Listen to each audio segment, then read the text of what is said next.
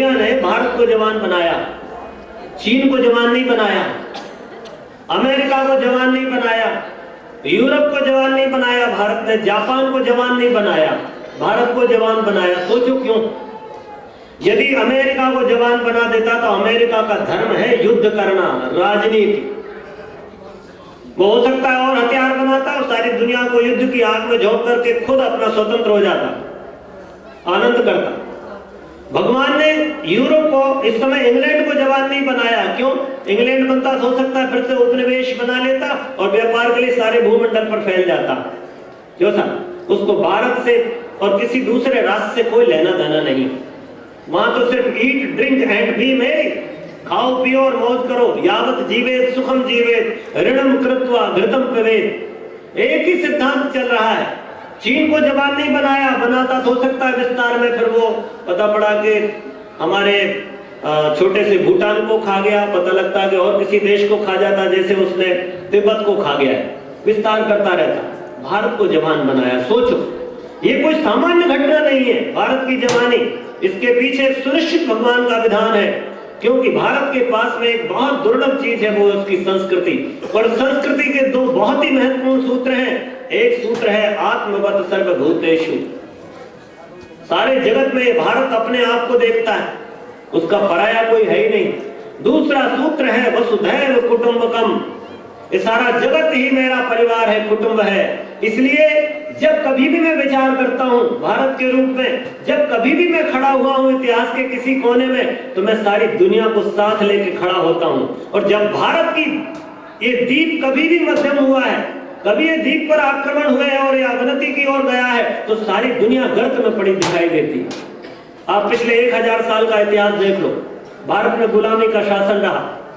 13वीं शताब्दी के प्रारंभ से हमारा देश पूरी तरह गुलाम हो गया था। 1206 में हमारा देश गुलाम बना, तो 12वीं 13वीं शताब्दी के बाद से लेके 20वीं शताब्दी के कार्यकाल पर दृष्टि डालकर देखिए, सारी दुनिया रक्त से, धरती माता खून से रंग गई।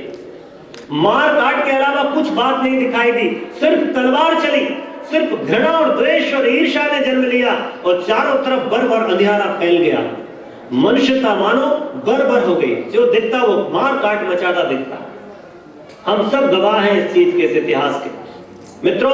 पर जैसे ही भारत में स्वाधीनता हुई है, तो ये भारत की स्वाधीनता भारत के लिए आवश्यक नहीं थी, इस समूचे विश्व को फिर से एक बार जीने का ढंग सिखाने की बात भगवान सोच रहा है। इसलिए भारत को स्वाधीन बनाया गया। ये किसी हमारे हाथ के पुरुषार्थ से भारत स्वतः स्वाधीन नहीं हुआ, क्षमा कीजिएगा, देखने में कोई भी दिखता हो, पर ये हमारा पुरुषार्थ नहीं है, दैवी योजना है, मनुष्यों का तप है जिसने भारत को स्वाधीन बनाया है।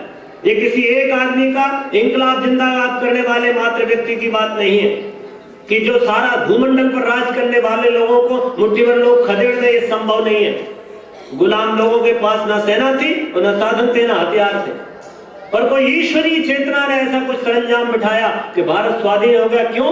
क्योंकि भारत से भगवान को बड़े बड़े काम लेना है। इस बार परिवर्तन का केंद्र, विवेकानंद कहते हैं, इस बार परिवर्तन का केंद्र भारत है। ये भवानी भारती जाग रही है, ये अपनी उन्नीदी आंखें खोल रही है, और जिस दिन ये भारत रूपी दैत्य खड़ा होगा, एक बार दुनिया फिर से जय जयकार करती दिखाई देगी इसकी। इसलिए मित्रों, भाइयों बहनों, समय आ गया है, भारत में जवानी आई, बड़ा प्रयोजन। तो इस भारत की जवानी में क्या करें? बन जाओ नक्सलाइट, मारो फेंको पत्थर, बहन बेटियों की इज्जत लूटो सरेआम, बसों में, गलियों में, घरों में। क्यों सा? चोरियां डकैतियां फैलाओ, बसें जलाओ, पटरियां उखाड़ो और छुटभइये नेताओं के जिंदाबाद मुर्दाबाद के नारे लगाइए, है ना? यही यौवन कहां जा रहा है? ये देश में जवानी खिली है और समस्याएं, ये बात कुछ समझ में नहीं आती। या तो समस्याएं होंगी या फिर समस्याओं को लात मारने वाला युवा होगा, पर इस समय तो दोनों साथ साथ है। बड़ी विडंबना है, देश में जवानी, घर में 4 जवान बच्चे बैठे हैं और भूखमरी है, बहन बेटियों की तरफ कुदृष्टि है, कोई चोरी के लिए सेंध लगा रहा हमारी दीवार में। ये कैसे संभव है? साफ बात समझ में आती है कि लगता है हमारा यौवन कहीं भटका हुआ है, ये चेतना कहीं इधर उधर घूम रही है। इसलिए मित्रों, इस चेतना को गति देने, इसको दिशा देने की आवश्यकता है। यौवन को समाने सजाने की आवश्यकता है। इस सृजनशील अभियान में इस यौवन को नियोजन करने की आवश्यकता है। तो भगवान ने फिर ढूंढा एक केंद्र, यौवन को गति दीजिए, तुरंत खड़े हो जाते हैं आपको। हर राजनीतिक संगठन का एक अपना युवा दल, आप जानते हैं सब, मैं किसी का नाम नहीं ले रहा, इररिस्पेक्टिव ऑफ एनी पार्टी, परंतु हर दल का अपना एक युवा मंडल है, युवा दल है। जरा उनमें काम करने वाले युवाओं के चिंतन, चरित्र और व्यवहार पर दृष्टि डालिए। किसी भी पार्टी को बच्चों के चिंतन, चरित्र और व्यवहार से कोई लेना देना नहीं। उनको सिर्फ इतना मतलब है कि हमारा वोट बैंक कैसे बढ़ेगा, हमारी मेंबरशिप कैसे तगड़ी हो जाए, हमारा जलवा मसल पावर कैसे हो जाए कि सब तरफ हम ही हम हो, हमारे जिंदाबाद मुर्दाबाद के नारे कौन लगाएगा। इसलिए हमको तो सिर्फ शोषण और शोषण और शोषण दिखाई देता है। तो सारे लोग मिलकर शोषण कर रहे हैं।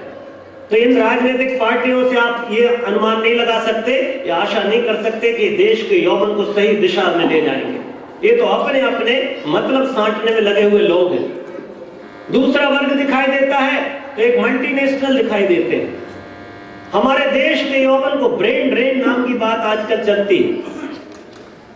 कॉलेज के कैंपस से, आईआईटी के कैंपस से 4th ईयर में बच्चा है अभी या 3rd ईयर में है और किसी मल्टीनेशनल कंपनी का कैंप आ गया, क्यों साहब, कैंपस आ गया। कैंपस मतलब कैंपस में वो मल्टीनेशनल कंपनी आ गई और उसने हमारे बच्चों की बोली लगाई। पूछा बोलो कितना पैसा चाहिए, किसी ने 5 लाख, किसी ने 10 लाख, किसी ने 1 करोड़, किसी ने 2 करोड़ अपना मूल्य लगाया और हमारे बच्चे इन मल्टीनेशनल कंपनियों के हाथ में बुक हो गए, बिक गए। हमारा यौवन खरीदा जा रहा है इस देश का। हमारी आईआईटी एक बच्चे को खड़ा करने में 50 लाख रुपए खर्च करती है और जैसे ही उसका ग्रेजुएशन कंप्लीट होता है, हाथ में एक 10 इंच बाई 8 इंच की डिग्री आती है, वो देश को ऐसा ठेंगा बताता है और भाग जाता है हवाई जहाज में बैठ करके, कहीं यूएस जाता है, कहीं इंग्लैंड जाता है, कहीं जापान जाता है।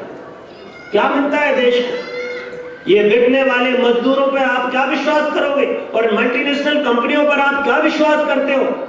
ये सिर्फ शोषण के लिए ले जाती है। 18 घंटे हमारे बच्चों से काम करा रही है और सारे ऐप, सारी बुरी लत, सारे बुरे भोग वहीं उसी कंपनी में अवेलेबल है। वहीं रहिए, वहीं सोइए, वहीं खाइए, वहीं पिए, जो भोगना है वो भोगिए, आप काम करिए। शोषण कर रहे हैं, शोषण एक बहुत प्लांट वे में, चार्टर्ड वे में, एक व्यवस्थित तरीके से हमारे देश के यौवन का शोषण चल रहा है। चाहे वो कोई सा भी वर्ग हो। धर्म क्षेत्र की बात कहता हूं मैं आपसे, उन बाबाओं पर क्या विश्वास करें जो आज तो बहुत बड़ा जोरदार दिखाई दे रहा है, जय जयकार हो रहा है और कल जेल के अंदर सलाखों के भीतर है। हमारे बच्चों का भाव, हमारे बच्चों की श्रद्धा पर ऐसी लात मारकर जाता है कि महीनों सालों तक बच्चे हमारे तरफ मुस्कुराते रहते हैं। समझ में नहीं आता क्या किया जाए, किसी की तरफ दृष्टि नहीं उठती जो उसको सही दिशा और दशा दे पाए। मित्रों, बड़ा अकाल है इस समय, कहीं नहीं दिखाई देता, कोई वर्ग नहीं दिखाई देता, हर तरफ लूटमार है, शोषण की तरकीब है। कोई भी बच्चे के व्यक्तित्व से संबंधित बात नहीं करता।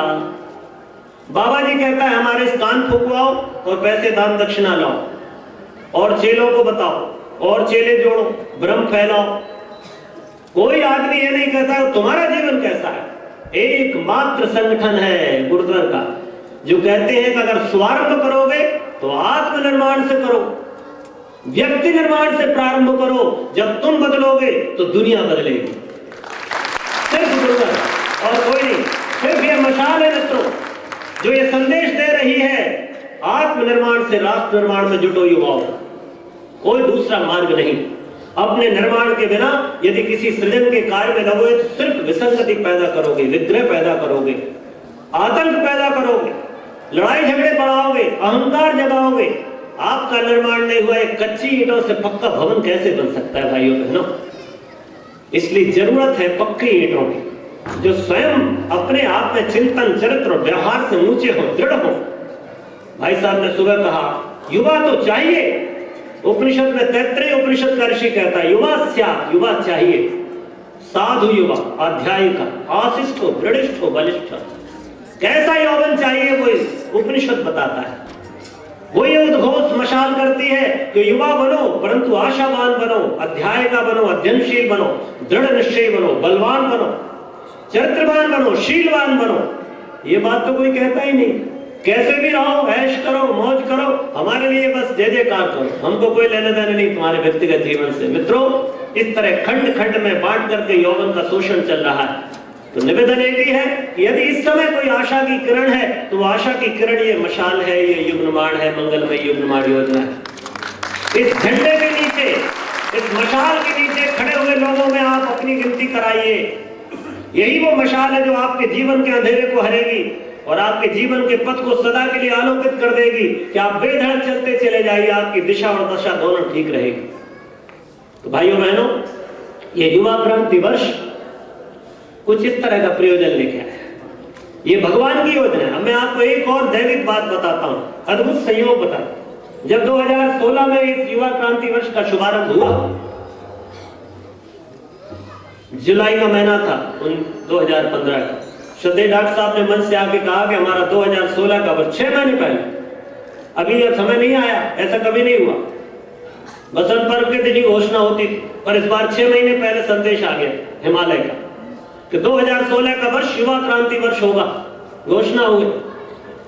विचार कर सकते हैं आप, सूरज उगता है तो सबसे पहले पेड़ का ऊपर का फुंगा लाल हो जाता है।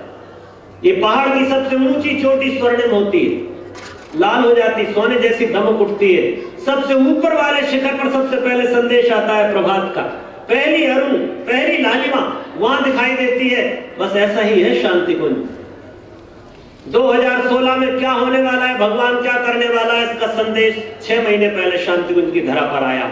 और जब 2016 का वर्ष आया, हम सब लोग थे, कार्यक्रम चल रहा था 1 जनवरी से लेकर के भुसावल में, सुबह पेपर आया, वहां का पेपर था, पेपर की न्यूज थी, हेडिंग, मेन हेडिंग था 2016 का वर्ष ज्योतिष के हिसाब से, टैरो ज्योतिष के हिसाब से और अंतरिक्षीय गणना के हिसाब से युवाओं का वर्ष होगा। यानी कि भगवान ने 2016 में युवा वर्ष हो, इसके लिए ग्रह नक्षत्रों को तक सेट किया है। मैं आपसे बताता हूं, उनको भी कहा कि तुम भी कुछ ऐसा करो कि तुम्हारी प्रेरणा बच्चों में प्रेरणा भरे, ऐसा कुछ बनाओ और ऐसा योग बना। मित्रों, मतलब प्रकृति में भी एक परिवर्तन ऐसा हुआ व्यापक कि वो यौवन के सपोर्ट में आया और तब फिर ये काम प्रारंभ हुआ। सोचा क्या किया जाए, तो विचार आया कि एक काम किया जाए। गुरुदेव जो कह गए, अपना सुधार आधी लाइन आप पूरी करिए।